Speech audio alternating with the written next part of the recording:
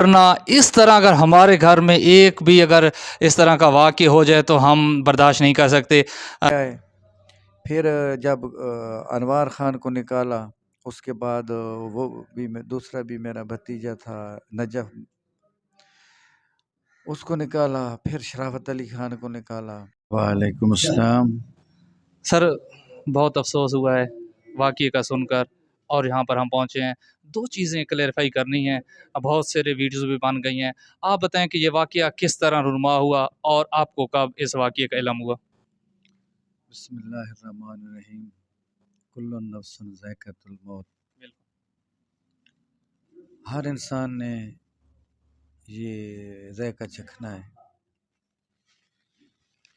ویسے وہ منظر تو بہت ہی منظر کربلا تھا، میں ان کے ساتھ تھا، ہر وقت شرافت خان کی ٹیم کا انچارج تھا، ان کا ماموں تھا، سب مجھ سے بہت پیار کرتے تھے، مجھ سے چھوٹے تھے، وہ مجھے کھلونا بنا کر مجھ سے کھیلتے تھے، کہتے تھے مقدر خان، نجف خان میرے سکے بھتیجے تھے، انوار خان، شرافت علی خان، ایک ہی گھر سے چار جنازے۔ وہ میرے بھانجے تھے، لیکن میں ان سب کو پیارا تھا، لیکن شرافت علی خان میں میری جان تھی، اس سے میں بہت زیادہ محبت کرتا تھا۔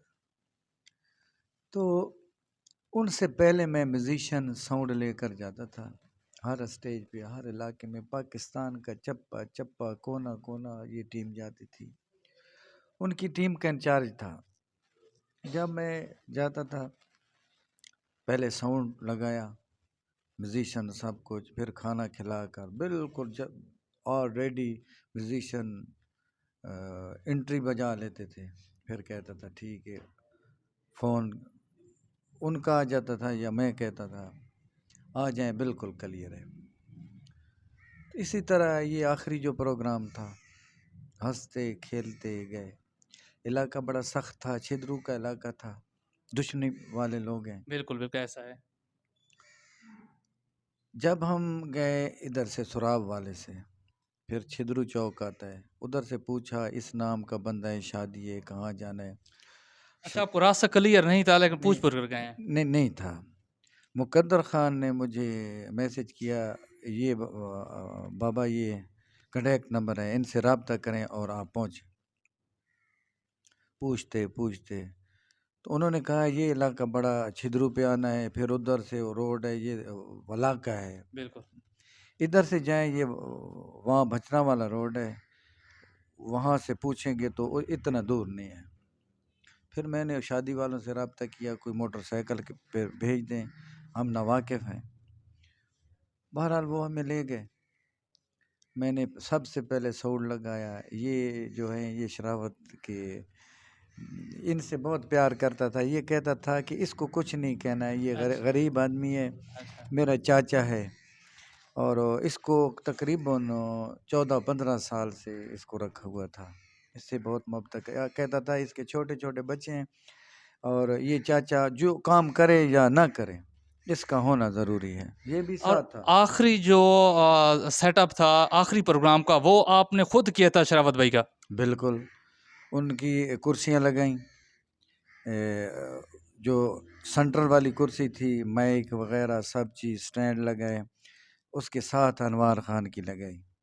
اچھا، اس سے ایک اور سوال پیدا ہوتا ہے، جب واپس آ رہے تھے شرافت بھائی، انوار بھائی اور ان کے ساتھی، تو آپ اس وقت کہاں تھے؟ گاڑی گھری ہے، آپ کہاں تھے؟ یہ بڑا کریٹیکل سوال ہے، پوچھا جا رہا ہے کہ ان کے ساتھ بینڈ باجے والے بھی ہوتے ہیں، میوزیشین بھی ہوتے ہیں، تو وہ لوگ کہاں تھے جب یہ گاڑی گھری؟ سب چیز کلیئر کرتا ہوں۔ جب فنکشن ختم ہو گیا، بہت اچھا فنکشن تھا، سخت لوگوں میں تھا، لیکن انہوں نے بہت محبت کی ہے۔ اسٹیج سے نیچے اترے، چونکہ میں ان کے ساتھ کمپیئرنگ بھی کرتا تھا، کچھ نہ کچھ گاتا بھی تھا، بالکل لیکن ان دونوں بھائیوں نے اتنا مزہ کیا ہے، وہ آپ کے سامنے ناظرین نے دیکھا ہے، وہ پروگرام اکٹھا بھی گایا، علیحدہ علیحدہ بھی گایا۔ پھر جب اسٹیج سے ہم اترے تو میں نے کہا بیٹا ایسا کرنا ہے کہ اکٹھے جائیں گے، دونوں گاڑیاں ساتھ لے جائیں گے، اکٹھے جائیں گے۔ علاقہ سخت ہے، اللہ نہ کرے کچھ. تو اس نے کہا ٹھیک ہے ماموں. پھر عوام آ گئی سیلفیوں والی، ایسا ایسا چلتے چلتے گاڑی روڈ پہ کھڑی تھی، کیونکہ دیہات کا علاقہ تھا، ایک ڈیرا تھا. گاڑی میں ان کا سامان رکھا، سامان رکھ دیا. تو پیچھے جو بیٹھتے تھے باقی لوگ تھے، 3 دوست تھے. تو مقدر خان نے گاڑی سٹارٹ کی. تو ایک بار دونوں بھائی گاڑی میں بیٹھ چکے تھے، پھر عوام نے نکال لیا بھائی ہم نے سیلفیاں لینی ہے. تو میں نے ان سے کہا کہ جلدی کرو یار، ساؤنڈ کلوز کرو، اکٹھا جانا ہے. پھر اس کے کہنے کے باوجود بھی میں نے دیکھا تو گاڑی نکل پڑی تھی، چلے گئے. راستے میں چونکہ مقدر خان منجھا ہوا ڈرائیور تھا، اس سے پہلے آزاد کشمیر سے آئے تھے، بہت مشکل راستے تھے، کراچی تک گئے، مشکل ترین. لیکن بعد میں بتاؤں گا کہ کیا وہ 20 منٹ کا فاصلہ تھا، وہ ہم سے پہلے نکل چکے تھے. تو پھر ہم بھی نکل پڑے. جب وہ ظالم پل جس نے ہمارا سب کچھ لوٹ لیا اس پہ پہنچے تو کیا دیکھا، نہ کوئی شیشہ ٹوٹا ہوا نظر آیا ہمیں، نہ کوئی شارہ، کوئی ایسے شواہد موجود نہیں تھے. صرف وہ لوہے کے جو سلاخیں بڑی بڑی تھیں نا، 2 وہ ٹوٹی ہوئی پل کے جنوب والی طرف وہ ادھر پڑی تھی. تو میں نے دیکھا یہ کیا ہے. فرنٹ پہ تھا، میں ہمیشہ فرنٹ پہ بیٹھتا تھا ڈرائیور کے ساتھ، گپ شپ بھی لگاتا تھا. تو اس نے کہا یہ ڈاکہ ہو سکتا ہے. اچھا، آپ کو پھر بھی شک نہیں گزرا کہ ایسا حادثہ ہو سکتا تھا؟ اس پل پہ 20 منٹ پہلے گاڑی ڈوب چکی تھی اچھا، پانی میں. پہلے گاڑی کا ایکسیڈنٹ ہوا، پھر وہ کلٹی کر کے پانی میں چلی گئی. کوئی آدمی وہاں پہ موجود نہیں تھا، کوئی چیز بھی موجود نہیں تھی. تو اس نے کہا یہ ڈاکہ ہے، اگر ہم ان کے ساتھ کھڑے ہو جائیں گے تو پھر آ جائیں گے وہ لوٹنے والے، چلیں. تو میرا جو چھٹی حصہ ہے نا، دل سے دل کو راحت ہوتی ہے. تو مجھے محسوس جیسے ہوتا ہے اپنی میاں والی کی زبان میں ہاں سوڑی ہونے لگ گئی. ہاں سوڑا جاتے. فوراً میں نے موبائل نکالا، ان سے رابطے شروع کر دیے. اچھا، اسی وقت آپ نے وہاں پر پل پر کھڑے ہو کر بھی موبائل نکال یا گاڑی آپ کی آ رہی تھی؟ گاڑی تو اس نے ان سلاخوں کے اوپر سے اس نے گاڑی نکال دی. اچھا میں نے نہیں دیکھا، پیچھے والے جو بیٹھے تھے وہ پیسے چننے والے، انہوں نے کہا کہ کوئی آواز لگا رہا ہے. تو اس نے گاڑی اور تیز کر دی کہ وہ آ گئے، ڈاکو آ گئے. میں سب سے پہلے شرافت خان سے رابطہ کیا تو بند نہیں تھا، ناٹ رسپونڈنگ.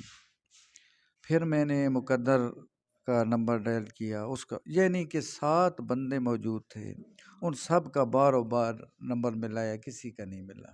وہ کیا ناٹ رسپونڈنگ آ رہا تھا یا کنیکٹ نہیں ہو رہا تھا، کیا مسئلہ تھا؟ رابطہ ناممکن، رابطہ ناممکن ہے. ایک نمبر بند تھا، وہ میرا خیال ہے طاہر کا تھا. تو باقی یہ رابطہ نہیں ہو رہا. بہرحال میں اس کشمکش میں سب سے کہا یار ملاؤ ان کو نمبر، یہیں سے گزرے ہیں، پتہ نہیں کیا ہے یار مجھے، کیونکہ میں ذمہ دار تھا، سب سے بڑا میں تھا. تو پھر اسی کشمکش میں اس نے گاڑی کی سپیڈ لگائی. میں نے شادی والوں سے رابطہ شروع کر دیا. دولہے سے جب رابطہ کیا تو وہ فون میرا نہیں اٹھا رہا تھا، کیونکہ اس نے فنکشن کے بعد ڈھولی اٹھا لیا، پھر ڈانس کر رہے تھے، شور تھا. پھر پتہ ہی نہیں چلا کہ میاں والی آ گیا. ایک اور دوست تھا، اس کا نام عرفان ہے، وہ بھی اس چھدرو کے علاقے تک. اس کو میں نے کال کی تو پہلی کال اس نے اٹھائی. میں نے کہا کہ یار شرافت کا نمبر نہیں مل رہا، کسی کا ہی نہیں مل رہا. آپ ایسا کریں کہیں سے پتہ کریں، اللہ نہ کرے کسی نے یرغ مال تو نہیں کر لیا یا کوئی ڈاکہ، یا مجھے بہت پریشانی ہو رہی ہے. تو اس نے کہا بس 5 منٹ صبر کریں.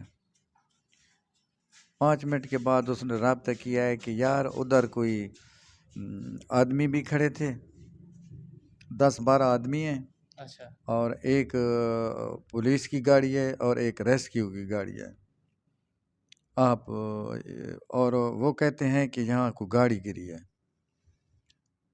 پھر میں اور پریشان ہو گیا. میں نے کہا کہ میں دوسری گاڑی شرافت کی GLI کار وہ نکالی ہے. پھر میرے ہاتھ پاؤں کام نہیں کر رہے تھے. آپ اس وقت تک گھر پہنچ گئے تھے جہاں پر، اور پھر آپ کو شک ہوا کہ وہاں پر گاڑی گری ہے، آپ کو معلوم بتایا گیا، تو آپ بتایا کو گیا. اور شک آپ کو مضبوط ہو گیا. یہ پتہ نہیں تھا شرافت کی گاڑی ہے. گھر میں نے فون کیا، دروازہ کھولا تو گھر بھی نہیں آئے تھے. باقی دوستوں کو میں نے ادھر مہمان خانے میں بٹھا دیا. پھر میں وہ ہائی ایس والا ڈرائیور اور ایک ساؤنڈ والا 2 جوانوں کو لے کر میں بہت سپیڈ سے نا وہاں پہنچے. تو ادھر دیکھا تو کم از کم 100-150 آدمی موجود تھا. ٹائم کتنے بجے کا تھا جب آپ وہاں پر گئے؟ جب گاڑی گری ہے تو 1:06 تھے. اچھا. جب میں پہنچا تو تقریباً یہ 45 منٹ کا یہ گیپ تھا. یعنی لگ بھگ تقریباً 2 بجنے والے. 2 بجنے والے تھے. تو میں نے سب سے پہلے نا وہ گاڑی کے ٹائر دیکھے. وہ بریک لگاتے ہیں نا تو وہ روڈ پہ فوراً میں نے پہچان لیے کیونکہ میرے گھر کی گاڑی تھی. گاڑی کے ٹائروں سے جہاں پر بریک لگا تو اس سے آپ نے پہچان لیا کہ ہماری ہی گاڑی شرافت بھائی ہیں. یہ اور روڈ پہ رگڑ ہوتی ہے نا، اچھا. تو میں سمجھ گیا یہ تو ٹائر اسی کے ہیں. پھر میری حالت غیر ہو گئی تھی چونکہ میرا سب سرمایہ اس گاڑی میں موجود تھا. ادھر بھاگا ادھر بھاگا، ریسکیو والوں سے کہا، پولیس والوں سے کہا جلدی کریں جلدی کریں. تو پتہ اس طرف چلا کہ جو 2 آدمی تھے وہ پانی لگا رہے تھے. اچھا. ہاں. آپس میں باتیں کر رہے تھے. انہوں نے دیکھا کہ سپیڈ سے گاڑی آ رہی ہے اور دڑل کی آواز آئی. پھر وہ پانی میں چلی گئی.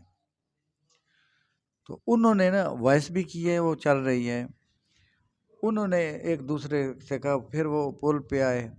انہوں نے دوستوں کو کالیں کی ہیں. ایک بزرگ تھا وہ سامنے ایجنسی ہے تیل کی، اوپر چھت پر. اس نے کہا کہ جب دڑل کی آواز آئی تو میں نے دیکھا تو گاڑی کی پچھلی لائٹیں وہ پانی میں ڈوب رہی تھی. گاڑی کا جو اگلا حصہ تھا وہ پانی میں ڈوب چکا تھا مکمل طور پر. تو پھر اسی طریقے سے ادھر کا ایک ناظم ہے، بہت اللہ اس کو زندگی دے، بہت اچھا انسان ہے. اس نے میری بہت ہیلپ کی ہے. اور رانا عزیز الرحمان وہ اٹھا اور اس نے مسجد میں اعلان کر دیا. پھر اتنا رش ہو گیا کہ تقریباً 200-250 بندہ ہو گیا.